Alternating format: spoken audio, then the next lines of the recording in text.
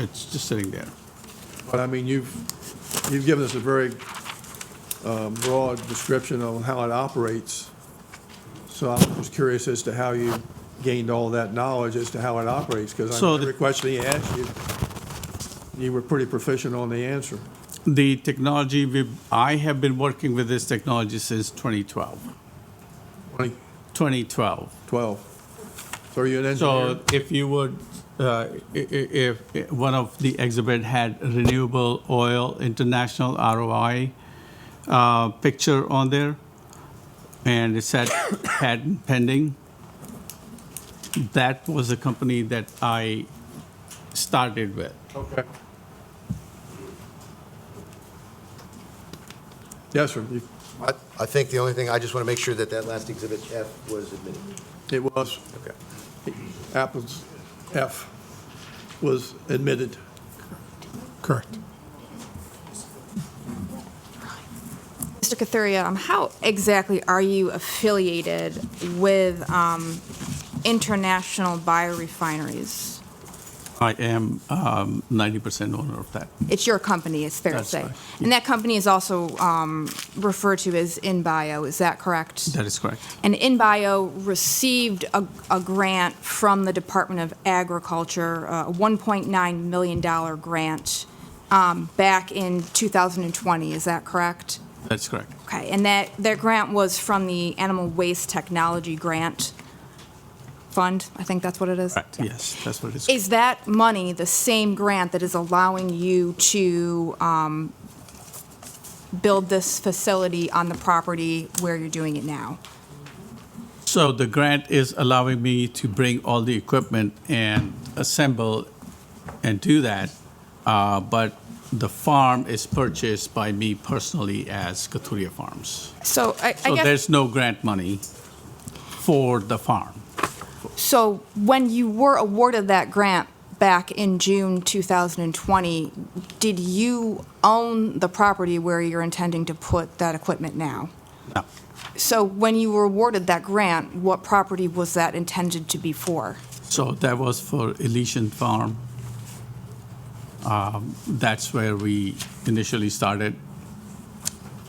And That's,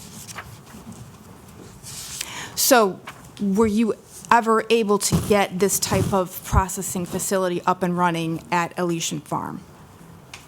we had a 3-year lease, and our lease expired before we could get the project 100% up. We were about 85% or so assembled. So just turning back to the grant award process and your application process to apply for that grant, can you go into what the application asked for, what kind of information you had to provide to the Maryland Department of Agriculture In terms of, in order to be awarded that grant? in order to be awarded. What that were they grant? evaluating? What type of information did you have to provide to be selected? So we had to provide information of our technology. We had to have a host farm, which was the Elysian Farm, and we had a lease with them. That was part of the things that were required. It was, our proposal was a on-farm proposal. So it's fair to say that the funds aren't property specific. The funds are on-farm specific. So you didn't need permission to transfer it from the first property to the property that you intend to put this on now? In terms of permission from, The administration of the grant from the state of Maryland, from the Department of Agriculture, they didn't have to approve you doing that, or did they? Is my question. they had approved, yes. And so during that approval process, if you know, is the zoning of each property something that is discussed? The zoning was not discussed, no. The only reason why is because we were going from a Elysian Farm, which is the same zoning, 15 acre, to us, which is the same zoning and 15 acres. Where's the first property? Elysian Farm, it is in Willards, owned by Chestnuts.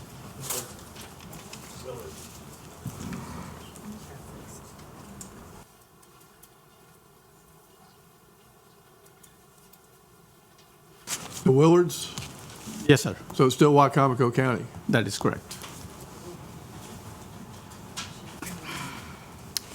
You had mentioned during your testimony earlier that the air quality will be monitored, correct? That is correct. And who will be doing that monitoring? There's consultants that do nothing but air quality, and of course, MDE is the one that will be doing that. And so- That will be monitoring it. MDE is going to be monitoring that indefinitely, or does that expire at some point? During the project, yes. At some point, they will know that it's whether we have any environmental claims that what we are saying we have. And if we do, then of course we would get further permission to be able to run that facility without any modifications needed. I guess I'm trying to understand, so the monitoring of the air quality at some point in time will stop? Once you have air permit license, air permit monitoring stays on at certain levels, at certain time, all the time. Granted, it's permitted, you are permitted for 1 year, 2 years, but after that, you have to, you continue with the, just like licensing fees, and, if you are showing them the quality of what you are emitting, that's when. You've got to renew your permit every so often. Got it. Right. Okay. Now, Why wasn't the first property lease renewed? The original lease was 2 years and 1 year extension. And after that, the landlord had decided that they don't want to pursue further with the project, although we were about 95% done. And they had called MDA to tell them that they don't wish to move forward with that, because they wanted other use for the building. So that's the time when I had to buy, we decided to buy a farm to do that.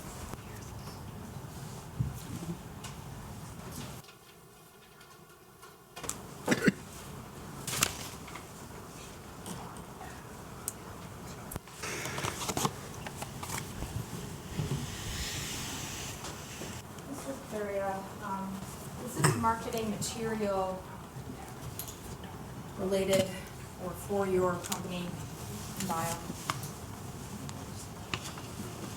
Okay.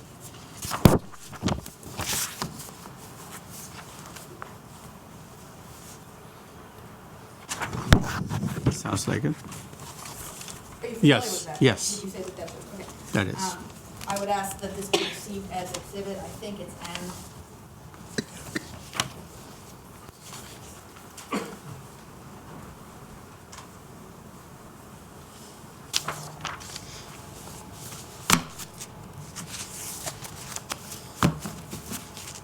And on this material, you state that this is a technology that is scalable to larger facilities and can be deployed relatively quickly in multiple locations at large scales.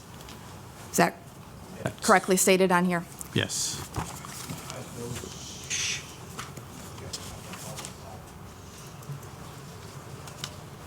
And on this material, and I think you've mentioned this before, but the technology produces 3 products: bio-oil, biochar, and syngas.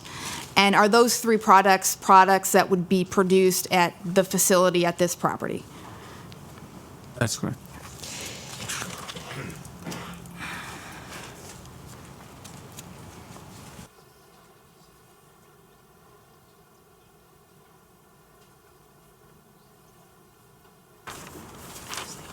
You indicated, I believe you said before, that the Hickory Mill location, that is a pilot project level scale. So when you say that, do you mean that that is a smaller scale? That's correct. And so- Small scale. Can you give us a sense of what a larger scale facility would be in terms of size, how that compares to this one? So this one would be about 3 tons per day site versus the larger facility that what we are planning or engineers are designing would be 50 to 100 tons per day. I'm sorry, And 200 tons? 50 to 100 tons, to 100, 50 to 100? correct. That the measurement was tons? That is correct, per day. That's- And just for your knowledge, on Eastern Shore or Del Mar region itself, chicken producers are producing 1.5 million tons a year. Those are all the questions that I have for Mr. Kathuria.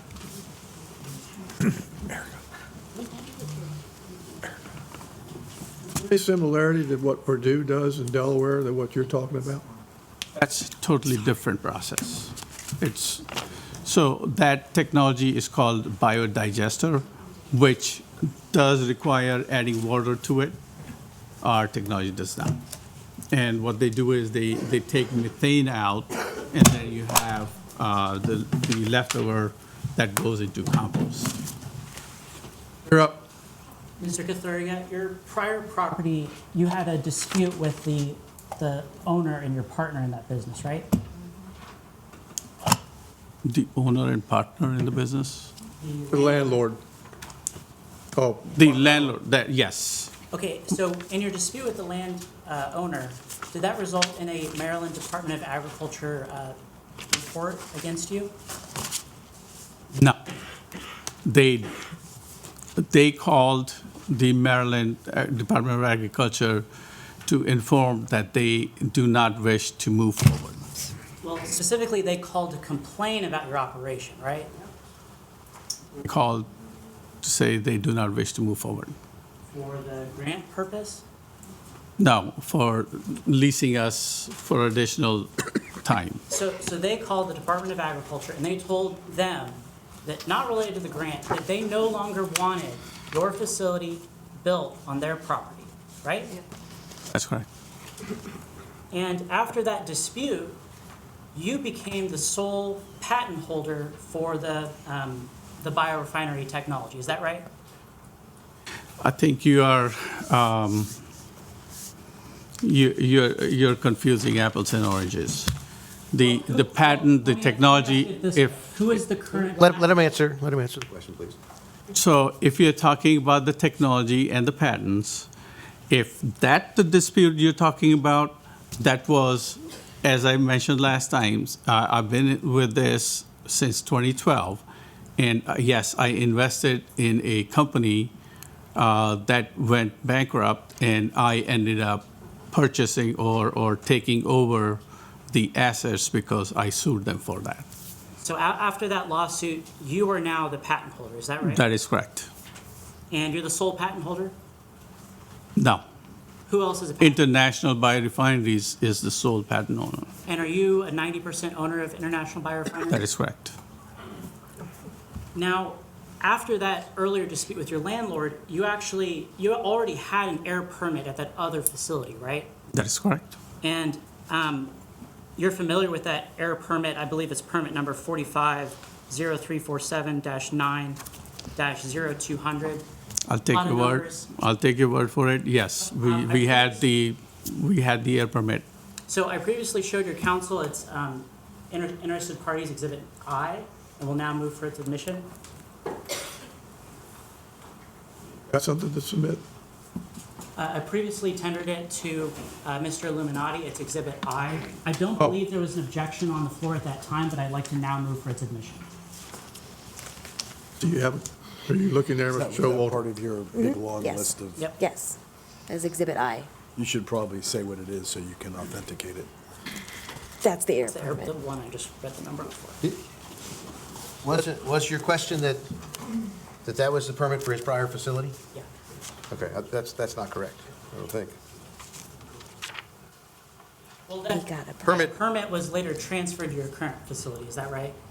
No, we had to get a new permit. Okay, so you're familiar with your current permit, the one that ends in 0200. That's the current permit for your facility. I don't have anything in front of me, so I guess, Ask him when it was issued.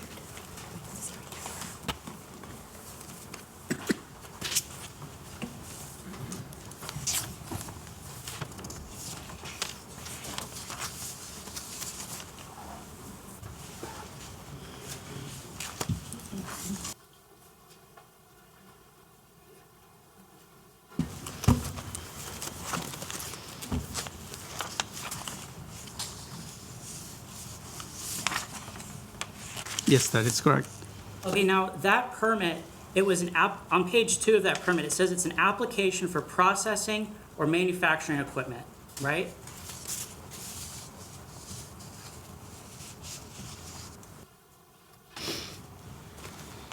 Okay. And it's also an application for fuel burning equipment. That's correct. And it's an application for gas cleaning and emission control equipment, right?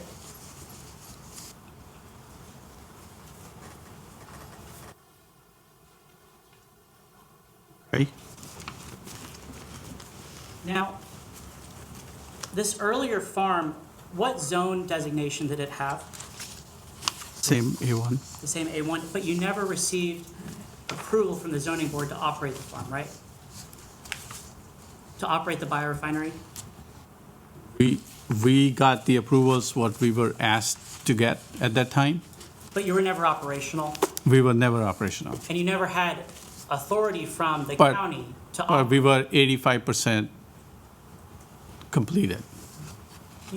You had 85% of the permit completed. Where does that number come from? That's 85% of the project was complete at that time. Is that just your estimation? That's my Okay. estimation, yes.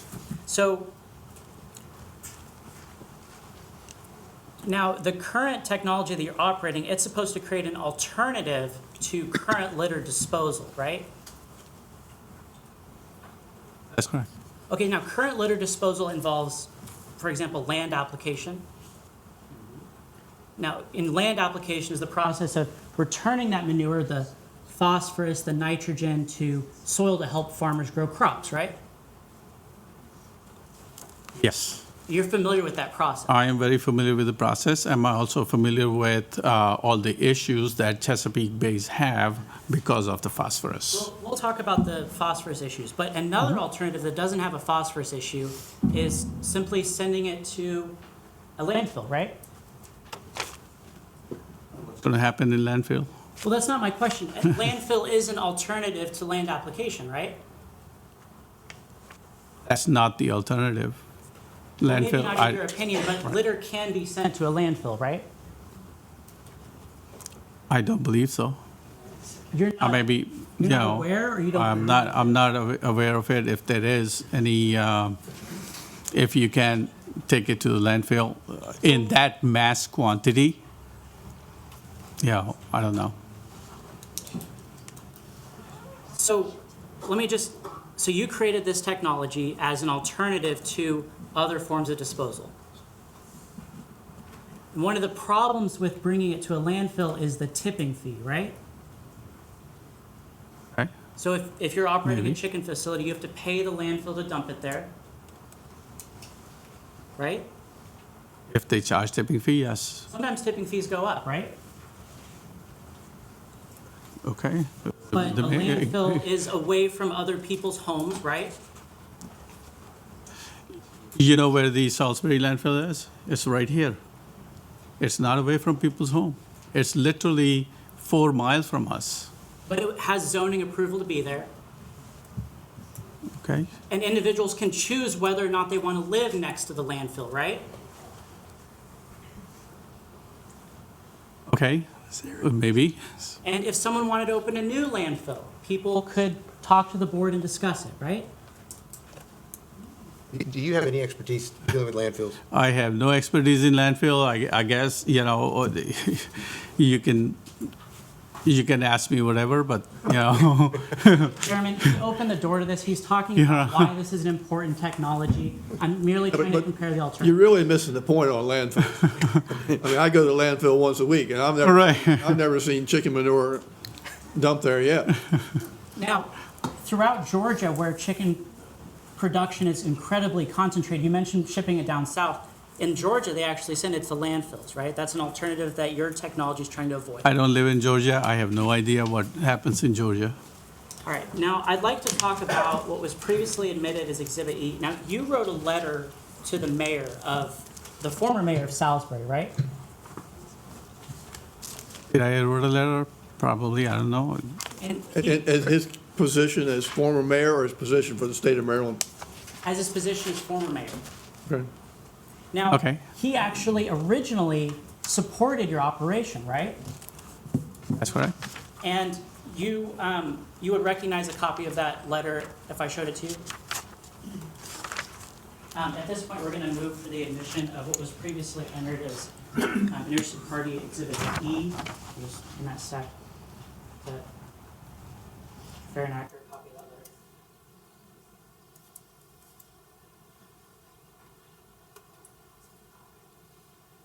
Okay. That was in support for a grant that I was requesting. Can we move for the admission of Exhibit E? Moved. Just one question for the basis for this. Does this letter have anything to do with this site or this proposed operation? No, absolutely not. This was years before you owned it in a different concept, correct? This was the same concept, but it was for a totally different project that we were asking the mayor to help us with the grants. With that clarification, I don't object. And that was, by the way, 50 tons per day Now, project that we were asking for. okay, Mr. Cathura, now, former Mayor Day, in his letter, he said, "We've already assisted international biorefineries with identifying an industrial site in one of our industrial parks for their proposed project, right?" For that project, yes, 50 tons per day, sure, yeah. Now, when you previously showed us the deed for the property, right? Yeah. When you purchased the property, did you know that it wasn't an industrial zone? Yeah, it was agriculture. But you purchased it anyways, right? I purchased as a farm, as agriculture. You put your money on the line knowing that it already was not an industrial zone, right? Asked and answered. That's, He answered the question. He knew it was agricultural. But you did know that you spent your grant money without knowing whether or not you'd be able to operate this facility, right? incorrect. I did not spend my grant money on it. It's my personal money that I spent So you spent to your purchase a own money. farm, and I purchased as a farm. You spent your own money knowing that it might not be approved. It, that's incorrect. Did you know at the time you purchased it that whether or not the biorefinery project would be approved by the county?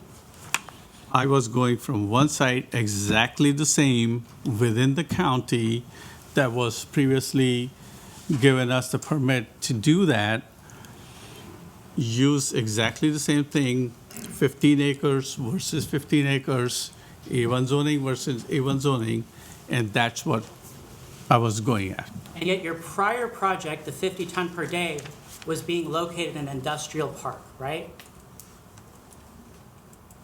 A different project, not prior project, different project was being considered on an Different industrial site project with the same technology.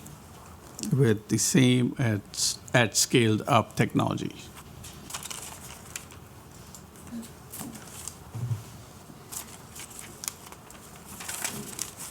Now, additionally, with the air permit you were, that you tentatively had approved by Maryland Department of Environment, that wasn't based on any sort of testing, right?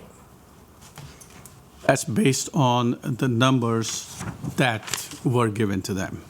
that Willard's, is that Willard's you're talking about now? The prior approval? The current air permit. Oh, the current one. Now. Which is MDE exactly the same as the prior one. Now, the numbers that were provided them were provided by you. Through engineering process, through an engineering consultant, those numbers were provided. What's the name of the engineering consultant? Power engineers. Now, this is still a pilot project, That's correct. and it's not based on any actual stack testing or emissions testing by MDE. That's based on the information that we have of our equipment, and that's what MDE looked at. So MDE doesn't actually know what the emission rate is on your project, right? They know based on the equipment. Well, specifically, the condenser that you're using on your facility, you don't have a known capture rate on any sort of emissions from your condenser, right? Condenser does not emit anything. Well, that's according to you. That's, No one's actually used like a mini ray or any sort of chromatogram or air tester on your condenser before, right? so the sole purpose of condenser is to take the vapors and condense them and cool them into oil. And it's enclosed. So when the oil comes out, that's all it comes out. There's a small amount of syngas that is also comes in through the separate section of the condenser that is then compressed and sent it back into our heating process. Right, but as the So there vapors is no volatiles or anything that's going out. Well, sure, volatiles perhaps, maybe not, but like the condensing, it will create a liquid form of the vapor, right? That's correct. And you don't know if the liquid form of the vapor could leak. It's a closed condenser. Well, according to you, It's like a refrigeration system. refrigerators leak. Everything leaks, but it's a closed system. The refrigerator doesn't leak when it's operating like it should. But it can create emissions. Sure. And we don't know what those emissions might be because there's never been testing, Okay. right? You're stretching the point. Taking your honor, no further questions. Thank you. Just a few redirects here. So, Mr. Kathuri, you have an air quality permit from MDE, correct? That is correct. And that permit has air emission limits, correct? Yes. Regardless of what your facility does, whether it's operating most efficiently or least efficiently or has an inadvertent leak, you're subject to the air quality permit, correct? Absolutely. You can't exceed the air quality limits that MDE established, correct? Cannot. If you do, that's a permit violation. If the city of Salisbury's And a very hefty fine, too. and a fine. If the city of Salisbury's wastewater treatment plant doesn't operate in accordance with its permit, there may be a release, but they have a penalty for that, correct? Yep. That's the purpose of the permit. And I think it was your testimony that while testing and reporting is required by the terms of that permit for the duration of the permit, in this case, the state research individuals, whether it's University of Maryland or MDE, will be doing additional testing during that first year. Is that correct? That is correct. So they will provide supplemental testing, not testing that ends and then releases Right. you from testing. Well, that is one of the reasons why we have that many sensors and that many, I guess, additional scales and things, because they want to test everything pretty much from as soon as the litter goes into the, into the dryer, from then on, from the beginning to the end, they want to test everything. And frankly, we all want to test because we are claiming that we are one of the best technologies out there. So how can we make a claim if we don't have any testing to go with it? And that's where we want to be. And the fact that the air quality permit describes equipment, that doesn't change the nature of the use on this property, does it? It is not. The permit applies to the combustion equipment, correct? That's correct. if the hospital across town has a generator that exceeds the combustion standards and requires an air quality permit to run, the fact that it gets a permit that says it references a generator or equipment doesn't change the use of that property from hospital to power generating. It's just an air quality permit for their emissions, correct? That's correct. Not any different than what you have in this case. Absolutely. And you testified, I think it was clear, but I just want to make it clear, that the 2022 letter written by former Mayor Jake Day was for a 50-ton per day industrial scale or production scale facility, correct? That is correct. It was not for poultry production and production of on-site waste. It was for receiving waste at a commercial scale, producing fuel. Right. And that's why you understood it needed industrial zoning. Yep. And it's your testimony that you purchased this property as a farm with the understanding and intent to run it as a farm and to process your own poultry waste as a farm. Yes. And it's your understanding that that use is permitted in the zoning district. Absolutely.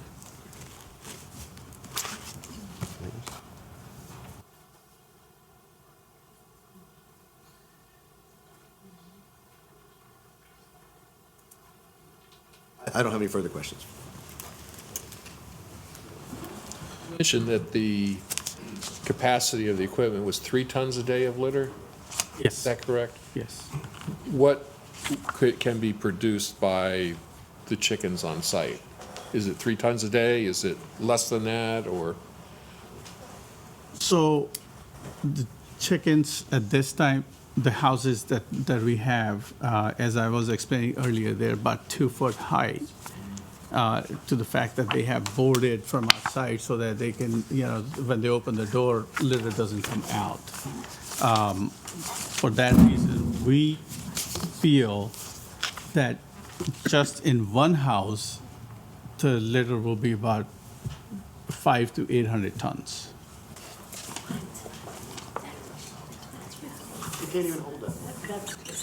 That's already on the property. That's already on the property. So if you Just put one chickens- house, and we have 3 houses. Can you repeat that? I don't.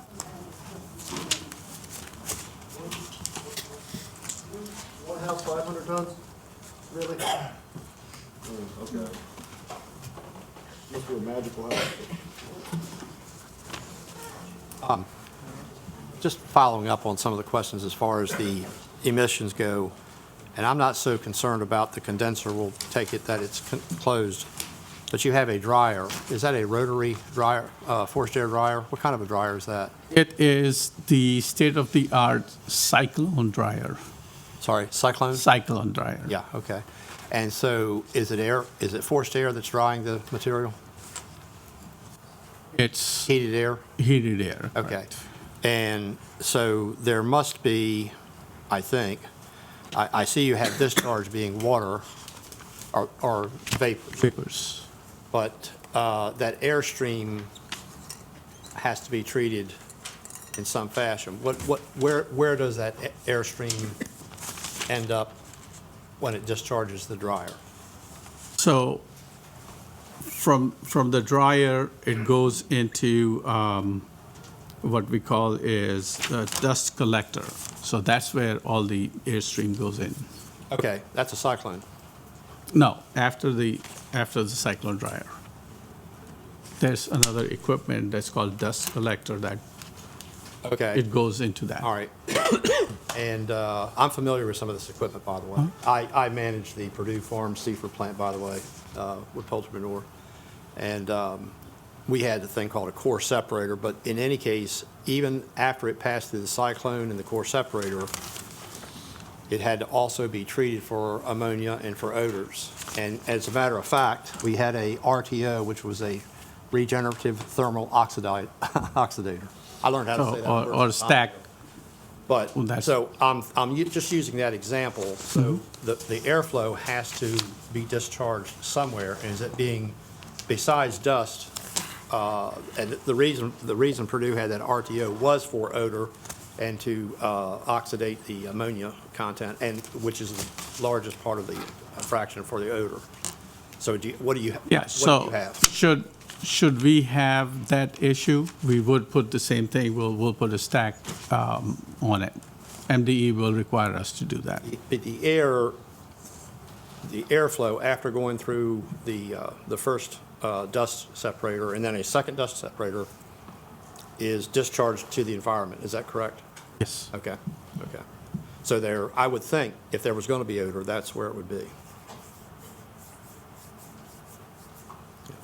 So, that would be, that, at that point, obviously, MDE will require us to have a flue stack or something to remediate that.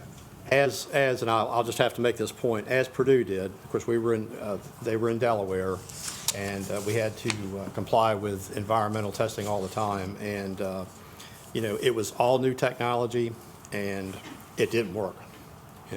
Purdue ran that, they sunk about $30 million over the course of time, and now they've switched off to another technology that Mr. Coutu had referred to, but they sunk about $30 or $40 million into that plant, and the environmental part of it never worked properly. And I'm not saying your technology is comparable or whatever, but I do know a little bit about that part of it, and it's. Truly, to your point, MDA is our monitoring, they have University of Maryland that will be doing monitoring for us. And at that point, at end of 1 year, they will then determine whether the project is successful and move forward or not successful and shut it off. Understood, but I'm just driving for this point. No one knows at this point in time if there will be odor emission or not, I think is a fair statement. Which is very fair statement, and based on our numbers, that's what we feel that we will not have that issue. When you originally applied for your building permit, you applied for a shed, is that correct? That's correct, storage shed.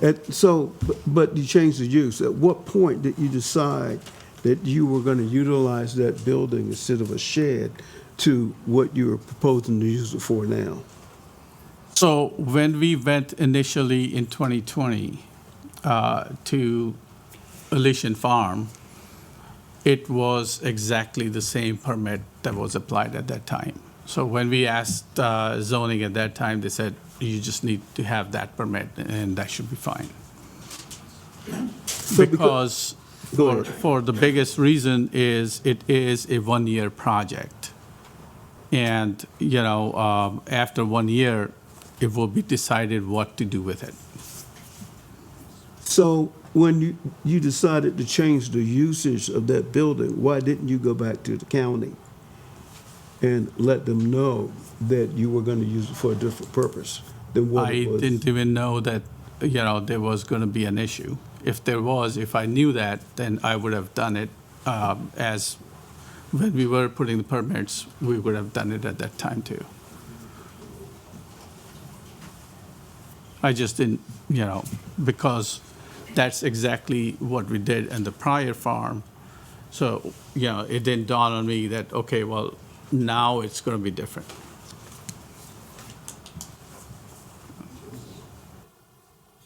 County have any recollection or knowledge of the prior use in the eastern part of the county? There was no contact from the Chesnick Farm with me regarding any kind of zoning authorization. Can I speak to that, Chairman? I've been sworn, Tracy Taylor, Planning Director. We did go back and pull the previous permit, and the previous permit was filled out exactly the same for a agricultural storage building, and we were never aware that it was any more than that. That's the reason. We were never told it was going to be any other use other than an agricultural storage building. And this permit was filled out the same way, and that's why this permit was also approved. So we were never aware it was some other use at the previous farm. Why didn't the project, I'm thinking back to the letter from Jay, why didn't we locate this project in the industrial park where it was permitted, instead of at a farm I guess just because that's where the litter is, or? So, multiple reasons.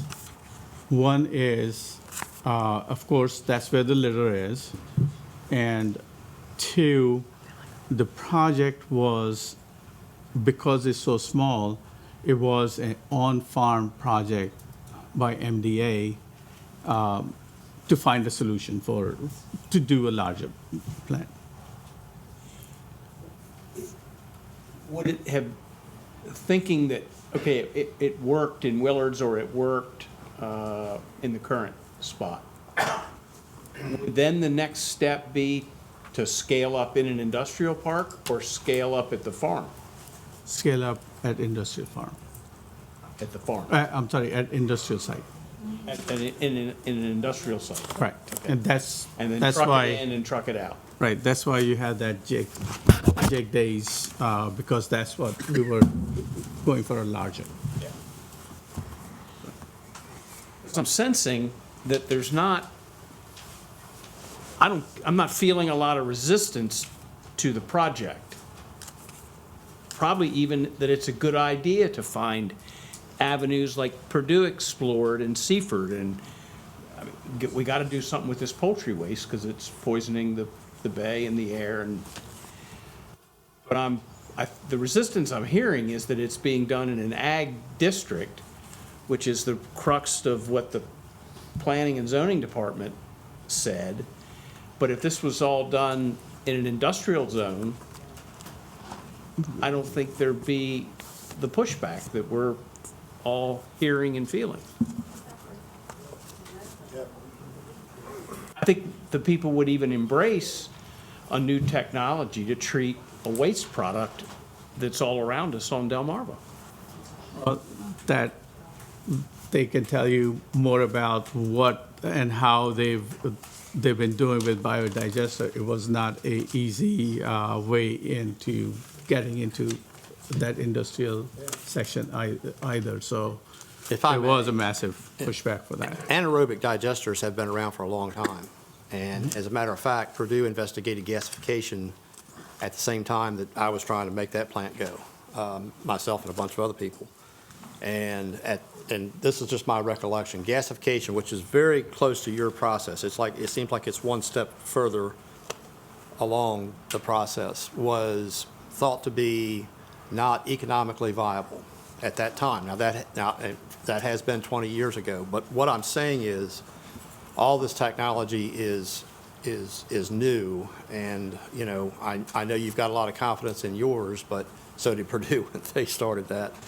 So there's just a lot of questions that happen just with the technology alone, which really is not our main question. It's the location of the site, but I just happen to know a little bit about that aspect. It's a risky business, and and I would also add, and I hate to do this, but that the poultry litter issue on the Eastern Shore is causing problems with the Chesapeake Bay is highly disputed, and it has been for a long time, and I mean factual information and reports by Army Corps of Engineers, et cetera, from my past history. We'll not get into that debate tonight, but I'm just saying, all these connecting all these dots don't necessarily all add up to, a new solution being that critical, from my opinion, at least anyway. Mr. Chairman, I think we're getting somewhat far afield. I have one more witness, but she has a long drive ahead of her. Unless there are any other questions for Mr. Kathuria, could we? Got another witness? I want one additional witness. Okay. Are there any other questions for Mr. Kathuria? I was getting off. I think I didn't No, I cut was. you off. I know that. I admit it. if necessary, I will approve for them to Come back. call him back. Okay. So I'd like to call Dr. Stephanie Lansing.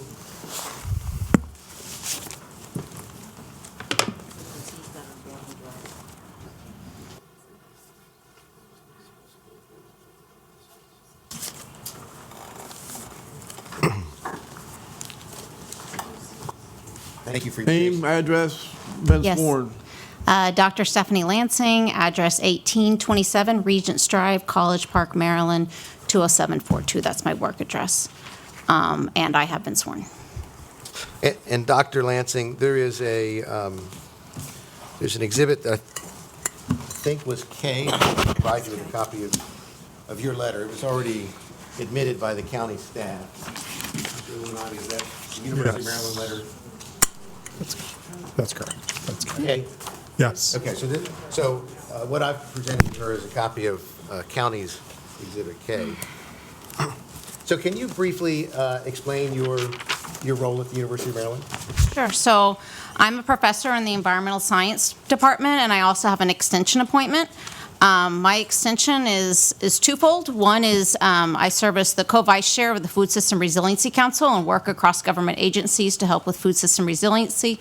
And my other role is I am the animal waste technology expert, and I help with manure management for all types of farmers throughout the state of Maryland. And your letter describes, I'll skip down to the second paragraph, it describes the Maryland Animal Waste Assessment and Strategy Plan. But at a very high level, can you describe what that is? Yeah, so that was a plan where we were actually contracted by Maryland Department of Agriculture to do an assessment of all animal manure throughout the state of Maryland. So it was over 20 extension faculty and staff. We included people that were experts in poultry and dairy and swine, as well as environmental justice experts, so that we could understand if you are using animal technology, what are the environmental justice strategies that you need to use. So what we did was looked at all manure and nutrients by county, by animal. We also looked at DAF.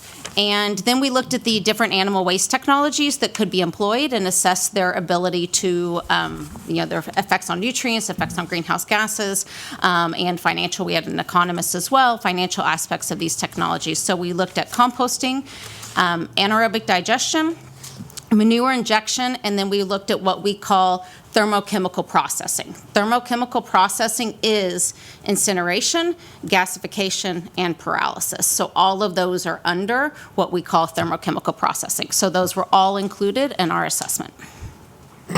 And what is the process that we're talking about here this evening? So it's pyrolysis. Okay. So we did a fact sheet from these. We did fact sheets about the technology that we have. So all of those technologies, we have a fact sheet on it. So, and I think that is part of this process. And so if you look here, you have all of these processes here. And pyrolysis is one of the technologies that you can use, which it's a thermochemical processing. The difference between incineration and pyrolysis is that it's done under very controlled conditions, so you're not allowing all the oxygen in. And so those controlled conditions create those byproducts that can be useful. So they're all thermochemical processes, and so we assessed them all individually and as a group. And is it accurate to state that the pyrolysis at some point could produce a commercially viable product at a certain scale? Yes. But it's your understanding that that's not what's proposed on this property, correct? My understanding is that everything's going to be closed within the farm system. And you heard Mr. Cathuria's testimony about the process in general. Anything about that you think needs to be corrected or clarified or changed? No, I think he explained the process that he's using. I would just say that again, we consider gasification, pyrolysis, and incineration all part of that thermochemical processing. So they're all processes that can be used to, whether you're doing a poultry carcass or you're doing animal waste, it's a process to transform that waste. Similar with digestion, similar with composting, these are all waste technologies that we use to transform one product into another product or a different type. And so let's talk just a little bit about composting. How does that process work, and what does it cause in terms of odors or impacts? Yeah, so when we look at composting, if you think of poultry litter, we really just store it. We don't necessarily compost it. So in actual compost, we do that more for dairy solids, for food waste. You actually have a windrow, and you want to keep it very aerobic. We want the oxygen in there because we don't want that anaerobic microsites. Those anaerobic sites are what make the odor. So if you have a composting process that's not working very well, that's when you smell it. It's because you're not, it's turning turning anaerobic, it's turning putrid, and the bacteria basically break that down, and you're smelling that decomposition. So when we talk about pyrolysis, we're basically drying it out, right? So there will not be any bacterial-based decomposition and odor. So when we're worried about bacteria, worried about contamination, applying the litter, if you're applying a biochar, that doesn't happen because it's been dried, just like you use hand sanitizer to get all the bacteria off your hands. Similar when we're using these processes, what we do apply does not have any bacterial contamination because it's been dried. Is it fair to say that there would be more odor associated with composting than with the process that's proposed on this site? I mean, it depends. We have a lot of composting sites that they say they're composting, but maybe not composting, maybe not done correctly. So it really depends on how you run your composting process. But often, if you're not keeping it aerobic and not heating it up to the temperature that you need, again, when you heat composting, it's an open process. So all of that water vapor, what we're trying to do is bulk it down when we're composting. So I work with a lot of farmers on how to make the composting process work better. It's a bacterial process. And so if you're not doing it correctly, you can get odors and get other things. What we're doing here is not a bacterial process. We're actually trying to dry it and convert it without having to really think about the carbon-nitrogen ratio and getting the microbes exactly happy. And if they're not happy, then we get odors. But if you're composting, all of the odors, all of the vapor, open. everything's going to the air. Yeah, it's So open. if you're a neighbor and composting is a permitted use under the county's code, Mm-hmm. whatever is coming out of that from a biological process is being released to the atmosphere. Correct. And let's talk a little bit about incineration. What is that process? How does that work? So incineration, you're burning it. And so it's different than, again, we have drying, we have incineration, we have gasification. The difference between trying to incinerate something is we're not controlling the process and it's not a closed process. And so when we do gasification and pyrolysis, it's a closed process so that we can control the conditions and then directly use the output coming out as an input for something else. And if you used incineration, you would have an exhaust that comes out of that, correct? And what would be the other byproduct? CO2. Would there be any solids? I mean, would there be ash or something else? And you have ash. You don't have a biochar product. You have ash that's left over. Mm-hmm. And so if you composted poultry waste on site, there would still be something left at the end of the composting, correct? You would have a soil amendment that you would then register with the state chemist, and then you could sell that soil amendment or use it on your own property. You would need to, if you sold it, you would have to register with the soil chemist. If you use it on your own property, it can just be part of your nutrient management plan. But if you didn't have grain production on your property, you would need to leave that property. Yes, you would register with the soil chemist, and then you would sell that off-site. And if the county permitted incineration, the ash at some point would have to be removed from the property also, correct? Correct. And that could be, Just landfilled usually. There's usually not as much, use for it. Usually, sometimes they try to find something for it, but usually it's just landfilled. but there's still a product that comes out of incineration that is removed from the site. Correct. And you could put it on the fields if you wanted to keep it on the site, but it's not as high quality. It's not a fertilizer product. And biochar, is it correct that this process concentrates nutrients? Correct. And so biochar reduces the volume and creates a soil amendment or fertilizer product also? Yeah, one of the things that we were looking at with this state assessment is looking at the amount of poultry litter that we ship off. So we actually looked at all the poultry litter going from county to county and actually going out the state and seeing the emissions associated with all that trucking of poultry litter. And if you're able to do the gasification or the pyrolysis process on site, what would be the reductions in emissions from all the trucking that we're currently doing? Because it does reduce the volumes by so much, but it still has that soil amendment properties. Are you aware of any ag operations in Maryland, whether it's poultry or otherwise, that landfill their manure or litter? No, not that I'm aware of. If biochar is better than ash in the fertilizer world, on a scale of 1 to 10, ash is 0, what is biochar? Okay, it depends. So we've done a lot of trials, both in the greenhouse and in the fields, and it really depends on what you're growing, to be honest. But the ash does not have the biochar. The difference is ash has some of the minerals, but that's it. The biochar actually keeps the nitrogen and carbon as well as the phosphorus and the minerals. So it is a more kind of it's a more fluffy product, I would say. It has more qualities to it. The ash just doesn't have as much fertilization. If you need some potassium, great, you can use some ash. But if you're actually looking for a soil amendment, you would use the biochar, but it also depends on what you're growing, and it depends on what your soil qualities are. So we've done a lot of studies in the lab about the properties of biochar and how to help people know how to apply it. Because we know how to apply for poultry litter, right? We're very aware of that with the biochar. Trying to understand those properties and give guidelines for farmers is some of the things that we're doing.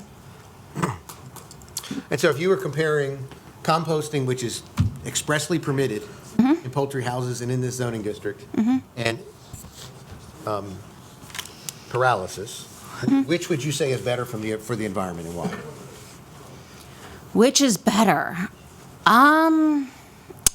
They're different. I don't know if I could say one is better than the other. They're both animal waste technologies. It depends on what your end goal is, really. I wouldn't say one is better. They're both animal waste technologies that we use on farms.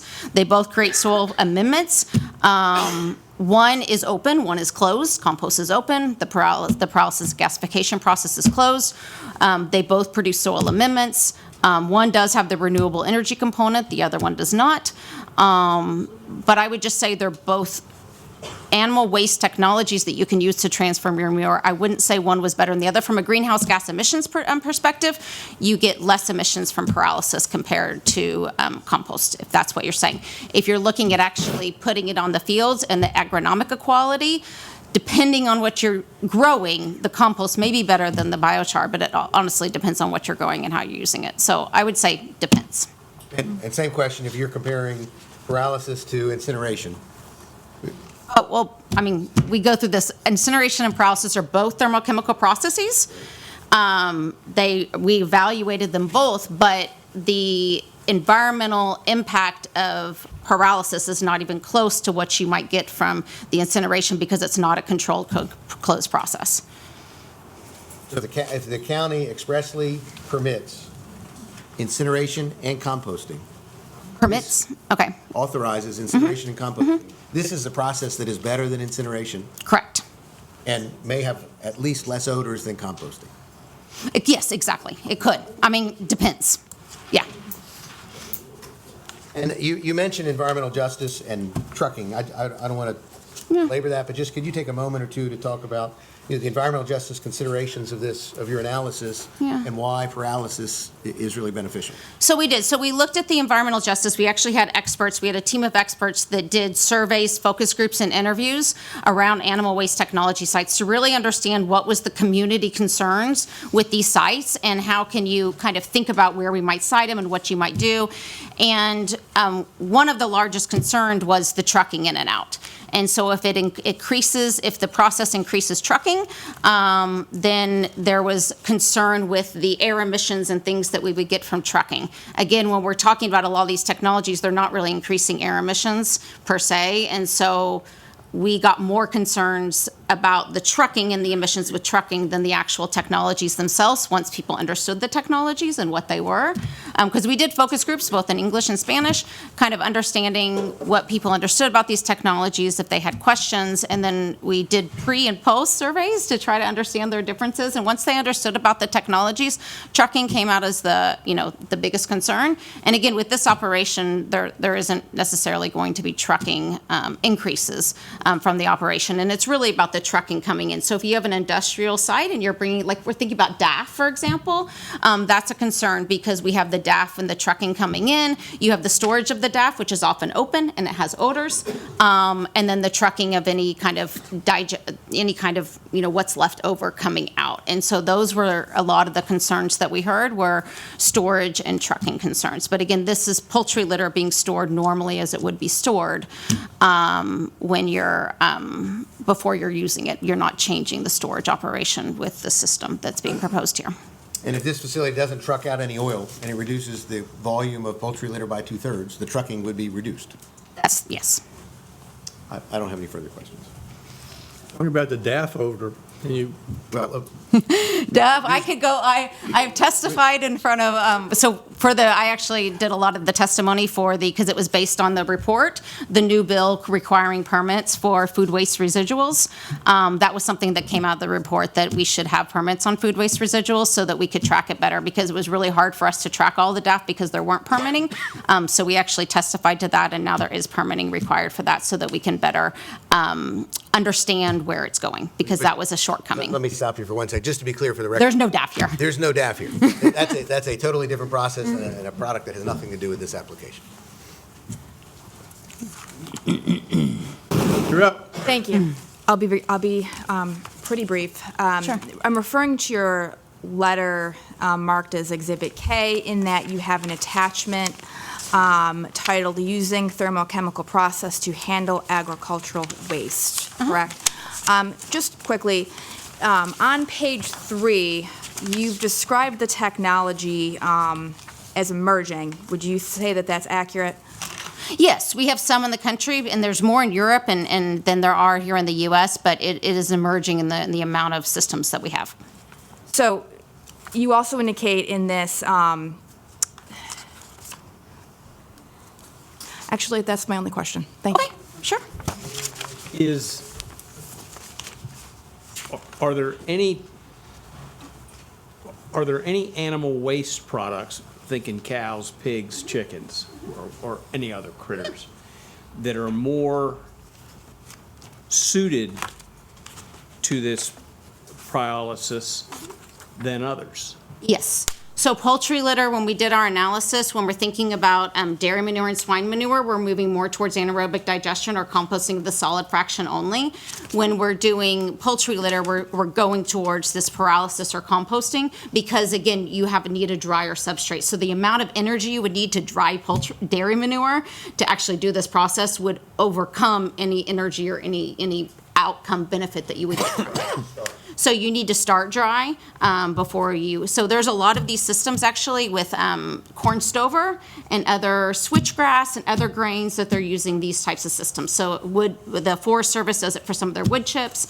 So it's being used in other industries, and the idea is, can we also use it in poultry litter? And there is a system that is doing this in Pennsylvania that is doing the gasification process of poultry. Yes, sir. Do you have any expertise in zoning? Zoning, no, but we did on our team. We had an